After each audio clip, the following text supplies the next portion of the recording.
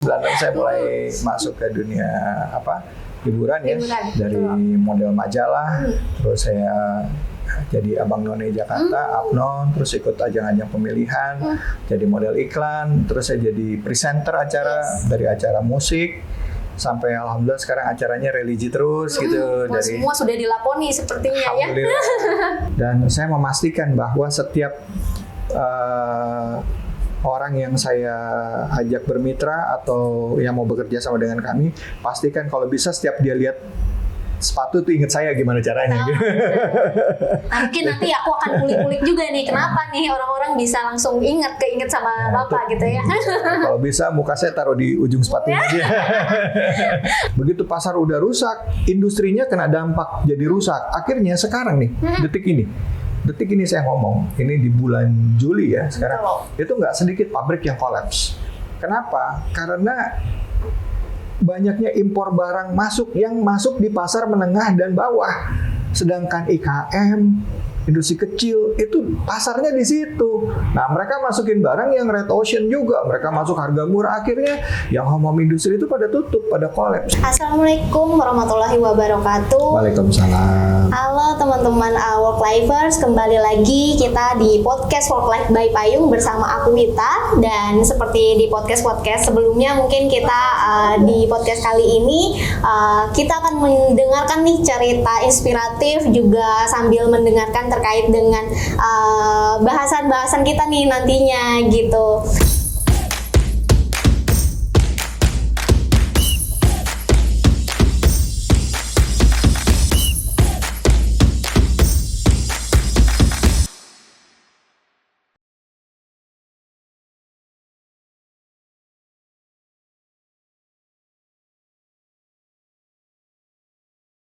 Nah, kebetulan di episode kali ini kita tidak hanya akan belajar gitu ya untuk bagaimana sih bisa menjadi pengusaha yang profesional, tapi juga nantinya kita akan intip-intip juga nih sedikit gitu ya di pabrik sepatu milik Bapak David Khalik, di mana beliau ini tidak hanya seorang artis tapi juga seorang CEO ya Pak, dari PT DCP Shoes Industry dan juga CEO dari March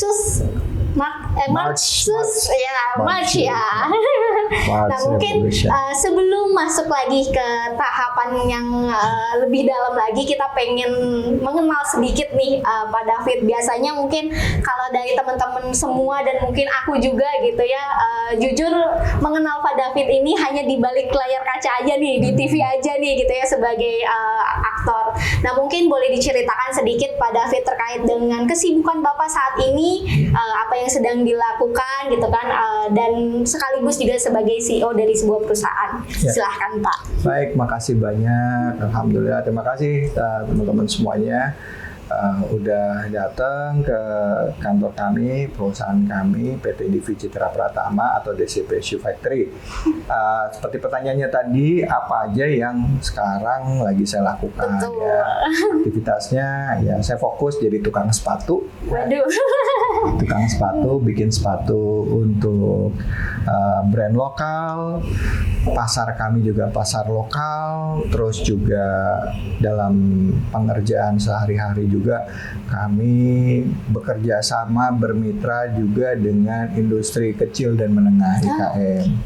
Nah, PT DCP ini, DCP Shoe Factory, kami juga bermitra juga dengan tentara ya, TNI, dengan TNI, Mabes TNI baik Angkatan Darat, Laut, dan Udara. Kami supply untuk sepatu-sepatunya mereka, baik sepatu PDH, PDL, dan juga sepatu olahraga. Nah, seperti yang kawan-kawan lihat sekarang ini sepatu-sepatu yang biasa disupport. Dan juga kita ada brand-brand lokal yang juga bikin sama kita. Ini salah satu brand yang pernah bikin sama kita untuk special occasion ya, sepatu-sepatu boxing ya, kita juga bikin, dan kita juga bikin sepatu model taktikal ya.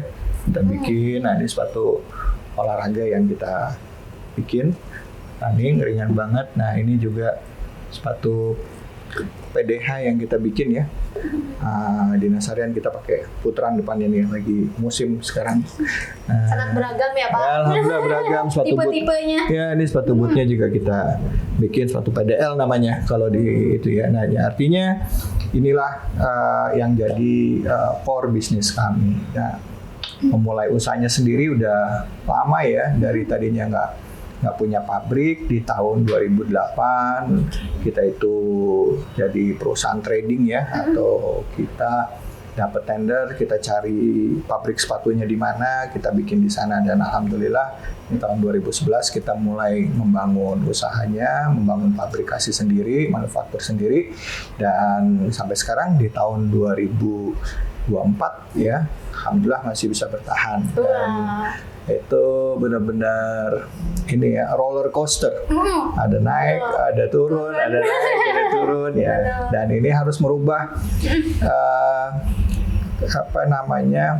etika kita dan kebiasaan-kebiasaan kita. Pada saat jadi kita ada di dunia hiburan,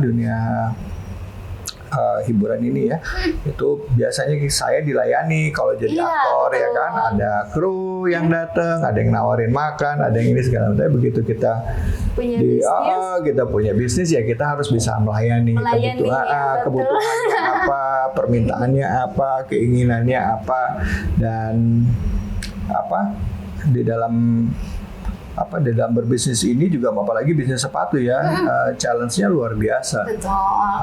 Mungkin sama juga dengan bisnis-bisnis yang lain, tapi khusus untuk sepatu, buat saya yang bukan orang sepatu, ya akhirnya harus belajar di tahun 2011 itu sampai sekarang. Jadi masa belajarnya udah 13 tahun. 13 tahun ya. Sepatu. Betul. Nah, jadi kemitraan yang kami lakukan itu juga ikut membantu bisnis ini bisa terus berjalan baik, bermitra dengan pemerintah sebagai user kami, yaitu instansi TNI, militer, ataupun juga pemerintahan lainnya ya.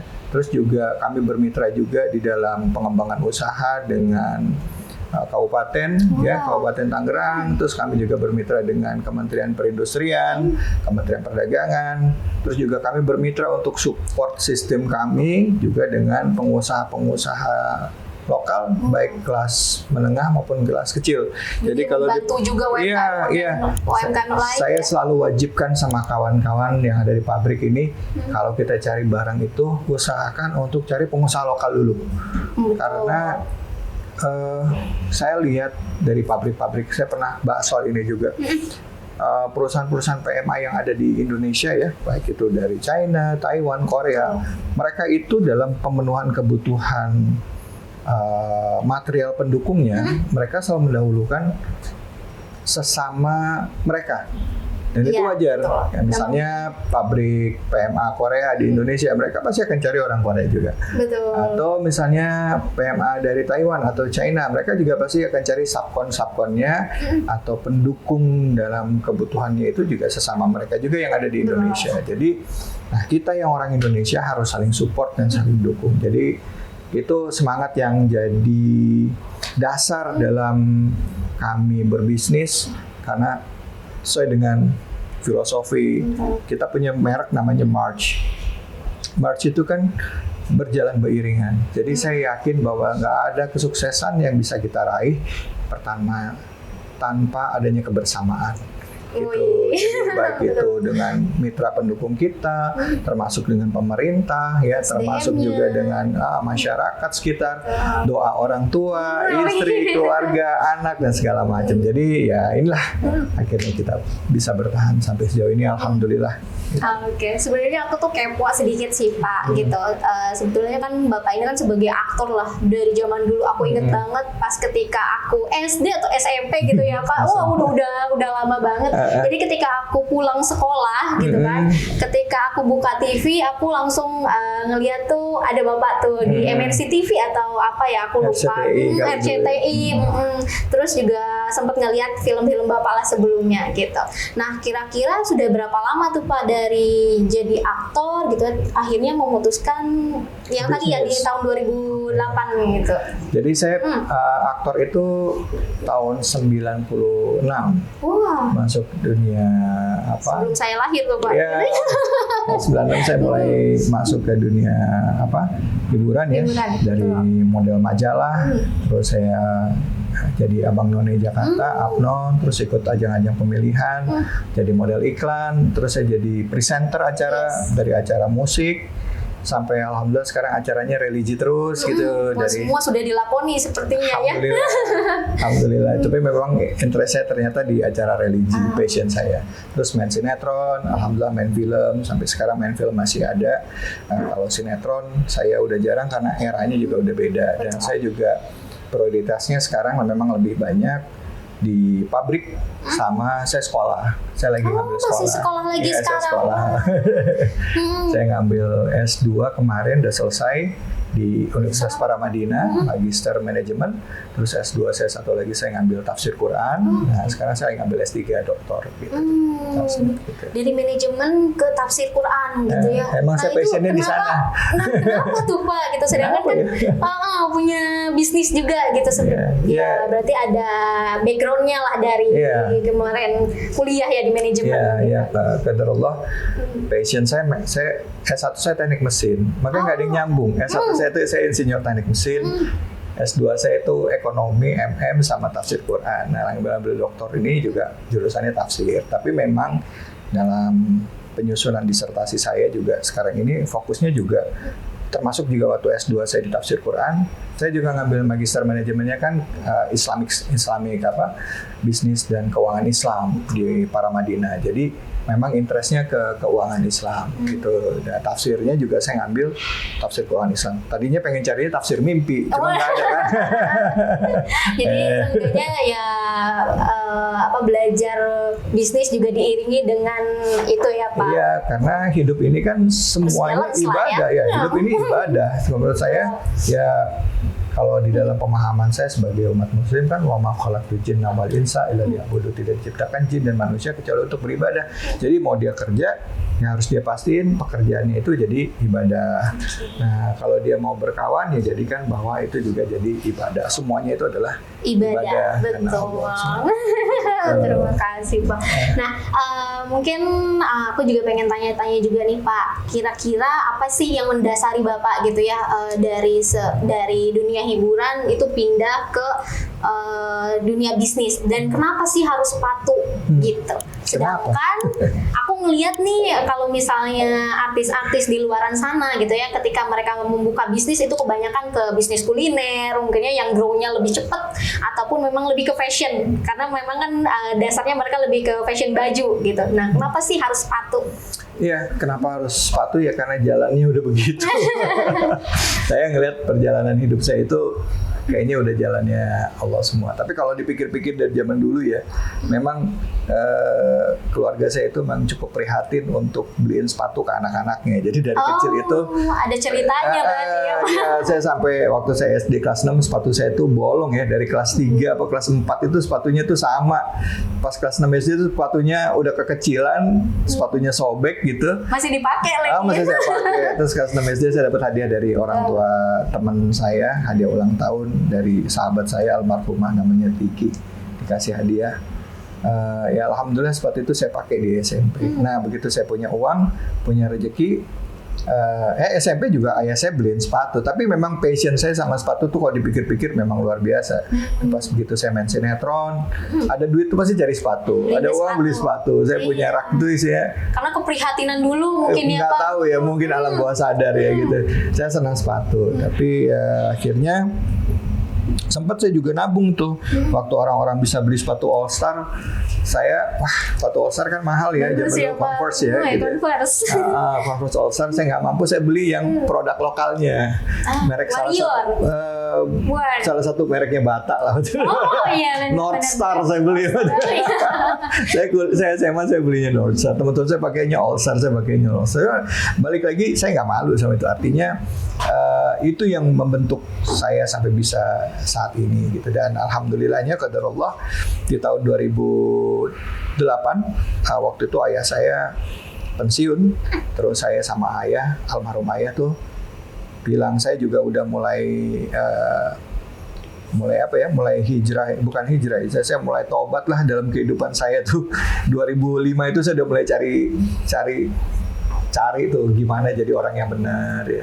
2003 2004 walaupun proses saya membenahi diri itu dari mulai 2001, tapi mulai benar-benar fokus di 2004 2005 saya tinggalin semua. 2005 saya tinggalin dunia sinetron, saya mulai cari belajar agama gitu ya. Terus 2006 2007 masih main sinetron, tapi saya milih-milih sinetronnya. 2008 saya sama almarhum ayah saya bilang, Pak, kita bikin bisnis yuk, saya bilang gitu. Kata ayah saya, beliau baru pensiun kan, apa mau bisnis apa? Ya udah bikin PT aja dulu. Akhirnya kami berdua sama ayah, sama ada rekan ayah saya. Modal nekat berarti. Iya, nekat. Ya, alhamdulillah kami malah dapat jalan di 2008 itu bermitra dengan TNI untuk pengadaan barang. Dari pengadaan barang itulah akhirnya kami dapat dari sekian banyak pengadaan barang yang kami ini, terakhirnya mengerucut dikasih pekerjaannya sepatu. Oh, jadi dari awal tuh memang belum terbayang. Belum, gitu, awalnya yang lain yang kami masukin di sana ke TNI itu. Sama lama akhirnya mengerucut ke sepatu. Begitu sepatu berapa tahun sepatu terus. Ya udah, ayah saya meninggal 2011 itulah kami mulai bangun pabrik. Jadi setelah ayah meninggal kami mulai persiapan bangun pabrik. Terus saya salah satu rekan kami juga, ya abang-abang kami yang di militer itu banyak mensupport. Ayolah kamu coba, masa jadi rekanan setiap ditanya bisnisnya apa aja bang, kami siap. Nggak boleh gitu, harus punya spesialisnya apa. Spesialisasinya apa gitu. Kamu lihat orang-orang yang bertahan ini di sini, mereka semua punya spesialisasinya. Kayak itu punya pabrik tas, itu dia punya pabrik tenda, dia buka usaha bengkel ini, punya itu. Jadi kalau datang itu memang sudah punya apa main bisnisnya gitu, core bisnisnya apa. Ya, alhamdulillah dari sepatu saya sama istri berdua, saya bilang gimana nih kita, ya udah coba bikin pabrik. Nah kebetulan waktu itu ada satu orderan kami yang kami udah dapat, ternyata pabriknya nggak mau kerjain, sedangkan kami punya deadline itu masih ada 3 bulan, kami udah pegang kontrak. Akhirnya waktu itu masih boleh ya, KSO lah, kita pakai kerjasama dengan pabrik trading, kerjasama kita perusahaan trading kerjasama dengan pabrik, kita dapat KSO. Terus, tapi karena dia mendadak mundur di tengah jalan, saya punya tanggung jawab harus menyelesaikan menyelesaikan sepatu itu. Akhirnya istri bilang, gimana nih gini, ya udah kita coba aja bikin. Ya alhamdulillah. Dia bisa beli mesin, bisa beli ini untuk nyelesain order itu. Nah, dan kami juga tempat dibantu sama yang pemilik tempat ini, dimudahin dalam pembayarannya. Beli mesin juga dimudahin dalam pembayarannya. Makanya saya bilang nih, hadza min fadli rabbik.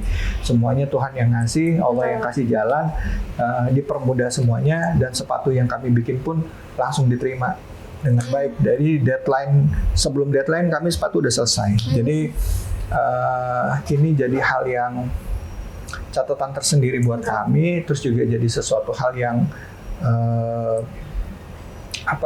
yang kalau dipikir-pikir gimana kok bisa begini, ya udah jalannya Tuhan itu, pertolongannya ada aja. Tau-tau mendadak nggak mau ngerjain, pikir-pikir ya orang nggak mau ngerjain pabriknya, terpaksa harus bikin pabrik. Akhirnya dari situ udah jalan sustain. Nah, apakah dalam perjalanan itu dari 2011 sampai sekarang itu gampang? Nggak gampang. Ada naik turun. Ya, dan gimana caranya orang itu mau bikin sepatu ke saya? Orang kalau mau bikin sepatu kan pastinya ke tukang sepatu. Betul. Nggak mungkin bikin sepatu sama artis, nggak mungkin. Ya. Apalagi belum ada ini sebelumnya. Jadi nggak punya experience waktu itu kan. Akhirnya saya belajar terus, dan saya memastikan bahwa setiap orang yang saya ajak bermitra atau yang mau bekerja sama dengan kami, pastikan kalau bisa setiap dia lihat sepatu tuh inget saya gimana caranya. Mungkin nanti aku akan kulik-kulik juga nih, kenapa nih orang-orang bisa langsung keinget sama Bapak gitu ya. Kalau bisa muka saya taruh di ujung sepatunya aja. Oke deh. Nah, Pak, aku juga pengen tanya nih, kenapa harus namanya PT DCP ataupun nama sepatunya ini March? Apakah ada kisah dari pembuatan namanya atau gimana? Kalau DCP itu kan DCP itu Divi, itu David Devi, namanya saya Devi, David Devi. Citra itu ya sesuatu tampilan ya yang menarik, yang indah, ya kan, gambaran yang menarik itu Pratama ya, yang sempurna gitu. Jadi gambaran, jadi artinya kami berdua ini berusaha untuk menciptakan sebuah produk yang baik dan sempurna gitu. Terus kenapa namanya March? Brand yang kami bikin namanya March atau March Revolution. March itu karena kami ngarepin ridhonya orang tua. Ridho Allah fi ridho walidain. Gara-garanya pas saya lagi nyari-nyari nama brand, saya nanya gitu, ngobrol apa ya namanya yang bisa nempel-nempel nama orang tua atau ada berkahnya orang tua. Pengen nama PT-nya Restu Ibu dikira restoran rumah makan kan gitu. Rumah makan Padang kan. Restu Mande gitu kan. Akhirnya saya gabungin nama ayah dan ibu saya. Jadi MARCH itu sambungan dari nama ibu dan almarhum ayah saya gitu. Jadi digabung nama depannya. Nah, nama singkatnya. Jadi ya saya berharap dengan brand March ini yang juga punya arti. March itu kan jalan beriringan kan. Betul. Marching. Nah, ternyata punya makna lain lagi bahwa selain gabungan nama orang tua, ternyata ini punya filosofinya. Ya kalau mau sukses ya harus berjamaah, harus beriringan. Betul. Harus balance lah ya. Iya, harus berjalan. Karena orang kalau mau marching itu mau berjalan bersama, insya Allah pasti akan ada jalan untuk sukses gitu. Gak ada kesuksesan yang diraih sendiri. Karena sukses itu pasti harus bersama-sama. Gitu. Betul. Nah, berarti sangat deep banget ya Pak artinya dari nama perusahaan Bapak ini. Betul lah kira-kira. Oke deh. Nah, mungkin sekarang kita sambil masuk ke dalam intinya ya Pak. Mungkin di podcast ini juga nanti akan ada audiens kita Gen Z ataupun millennials yang memang mau mulai berbisnis nih gitu. Nah, mungkin aku pengen nanya juga nih Pak, di tengah gempuran tren sepatu nih ya, apalagi sekarang di 2024, entah itu lokal ataupun luar negeri gitu kan, banyak juga yang memang istilahnya merusak harga lah Pak, aku ngelihatnya gitu. Di tengah gempuran itu gimana sih Bapak untuk mensiasatinya? Apakah dari spesialisasi sepatunya dan gimana caranya nih? Jadi memang ini PR buat kita ya. Perdagangan bebas atau free trade ini nggak bisa kita hindari. Betul. It's a must gitu. Pertanyaannya adalah sekarang siap tidak siap free trade itu udah hadir gitu. Jadi kita nggak bisa bicara saya nggak bisa ngadepin ini, nggak bisa, kita harus siap. Nah, untuk bisa siap menghadapi free trade, yang dampaknya dari free trade itu adalah banjirnya barang impor. Betul. Terus mereka bisa bebas bekerja di sini, mereka mungkin melakukan investasi di Indonesia, bikin pabrik di Indonesia, ya, mereka baik skala kecil, menengah dan besar. Nah, brandnya adalah brand mereka, atau mereka banjirin barang-barang mereka untuk kita beli di sini. Indonesia harus siap. Nah, untuk bisa siap gimana sih? Ya nggak bisa kita sendiri. Harus ada pemerintah yang mendukung. Nah, kita untuk industri di mana-mana sebenarnya, baik industri alas kaki, industri tekstil dan lain sebagainya, harus dapat kebijakan dari pemerintah yang bisa membatasi banyaknya barang impor ke sini gitu loh. Misalnya gini, barang impornya dibatasi. Misalnya kan yang ngerusak itu barang impor yang murah. Betul, apalagi Cina ya Pak. Iya, kalau di China itu barang impor murah itu misalnya kayak gini, sepatu ya. Sepatu itu mereka bisa bikin harganya 35.000, nggak punya merek. Indonesia kan pasarnya price sensitive. Betul. Artinya ngasih harga 35.000 kita semua bakal mikir itu jasanya berapa bayarnya. Iya. Nah, terus kok bisa sepatu harga 75? Ya? Bahan bakunya berapa modalnya? Nah, kalau dihitung dengan kurs rupiah sekarang, nggak akan bisa kita bikin harga 35.000 sampai 75.000 dengan kualitas yang baik. Betul. Gitu. Nah, artinya apa sih yang dilakukan China terhadap Indonesia? Mereka melakukan dumping, mereka melakukan predatory pricing dampaknya. Artinya apa?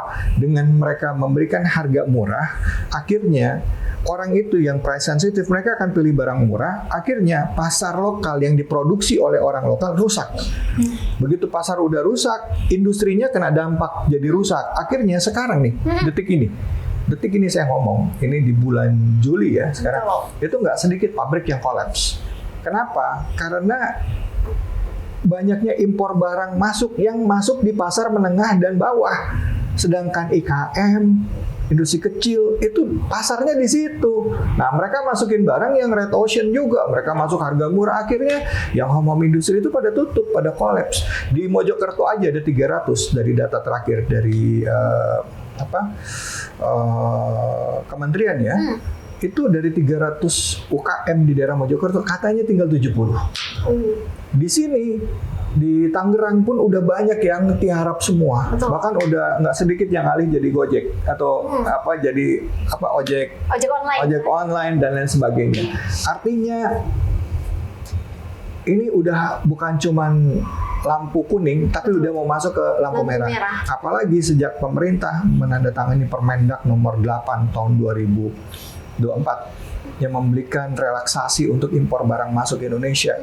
Wah, itu gila. Iya. Kacau, itu nggak cuma baju, nggak cuma sepatu, baju juga sama. Betul, baju itu masuknya murah banget, mereka bisa masuk. Ya, yang diharapkan oleh mereka dalam perang dagang ini adalah kita nyerah industrinya. Akhirnya kalau industrinya udah nyerah, berarti kan kita bergantung dengan barang mereka. Betul. Nah, mereka dapat untung dari barang. Barang itu, jadi kita nggak boleh bikin pabrik. Lo nggak usah bikin pabrik, lo ambil barang di gua. Nah, sekarang apa yang terjadi ke depannya? Dengan predatory pricing itu, industri kita mati, atau kita mati suri ya, atau kita mati total, nggak tahu gimana ceritanya. Kita akan bergantung sama mereka. Nah, pada saat bergantung, harga mereka yang tentukan. Betul. Sekarang ini kita udah masuk dalam era e-kapitalisme. Jadi kapitalisme itu udah masuk ke era internet. Nah, nanti wujudnya adalah imperialisme. Mereka melakukan imperialisme dan kolonialisme terhadap apa? Industri-industri kita. Mereka menguasai dulu semuanya dengan akhirnya membuat kita bergantung. Sepatu bergantung dari China. Baju dari China. Mobil dari China. Semua udah. Akhirnya industri kita kolaps, kita diharapkan hanya jadi pedagang. Betul. Dan bergantung. Makanya sekarang lewat aplikasi-aplikasi ya gitu, baik itu TikTok atau juga dia e-commerce dan lain sebagainya, itu bisa menjadi channeling mereka untuk menjual produk-produknya. Siapa agennya? Ya kita nih yang suka ngomong di jualan di online itu yang papa kakak ini gini-gini, dan nggak sedikit nanti barang-barang lokalnya sedikit yang kita yang ngejualin barang mereka yang bikin, kita yang jualan. Industri kita sudah banyak Pak seperti udah dan sekarang industri kita kolaps. Nah, apa dampaknya kalau industri kolaps? Dampaknya adalah kalau industri kolaps, pertama pengangguran akan meningkat. Karena kan kayak sepatu, baju itu kan padat karya. Padat karya itu kan jumlah orangnya nggak bisa sedikit. Kayak saya ini buat bikin satu sepatu seenggaknya kita butuh 10 orang. Dari mulai prosesnya, awalnya, belanja, dan sampai akhirnya jadi sepatu. Itu minimum. Nah, sekarang kalau misalnya dari sekian ribu pabrik yang besar-besar, ada sekian puluh ribu pabrik, terus kita yang di sini tutup, ya industrinya tutup, selesai. Betul. Selesai. Terus tapi ada juga yang bilang katanya, tapi kan ada pabrik-pabrik besar yang bikin brand-brand besar di luar negeri gitu kan, buat merek-merek besar internasional yang ada di Indonesia.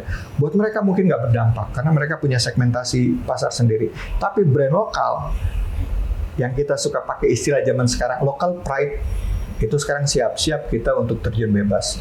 Bahkan nggak tertutup kemungkinan nanti ke depannya brandnya lokal, tapi barangnya ambilnya di Cina. Jadi bukan local pride lagi, namanya ya bukan local pride lah, orang bikinnya di luar negeri ya kan gitu, kita bikinnya di China. Doang, iya, kita impor barang, brandnya mungkin brand lokal. Jadi hati-hati sekarang ngeliat brandnya brand lokal nih, bisa jadi dia walaupun brand lokal tapi ngambilnya barangnya di China. Nah, ini PR buat kita semua ke depannya. Kalau kita mau jadi bangsa yang berdaulat, berdikari, ya kita harus mulai. Kayak saya begini susah sebenarnya naik turun industri, tapi ini challenging. Buat apa? Ya buat Indonesia seenggak-enggaknya satu. Pernah ada satu orang gila yang bikin pabrik, orang lokal bikin pabrik sepatu, padahal lebih enak jualan sepatu doang gitu. Tapi at least insya Allah kalau niatnya lurus, insya Allah pasti akan besar gitu. Jadi saya punya satu semangat, fighting spirit, bahwa saya tidak akan nyerah. Kita akan fight apapun ke depannya karena insya Allah jalannya pasti ada kebuka. Nah, makanya kami bikin asosiasi namanya HIPAN, Himpunan pengusaha alas kaki Nusantara. Nah kebetulan saya jadi ketuanya di situ. Saya sama beberapa kawan-kawan, merek ada Brodo, terus ada Mario Minardi, terus ada SMID, Smith, terus juga ada beberapa brand-brand lainnya ya gitu. Kita gabung nih yang punya pasar lokal, yang memang kita niat untuk bikinnya di Indonesia. Brand lokal bikin di Indonesia, pasarnya lokal. Kami nggak mau pakai barang impor.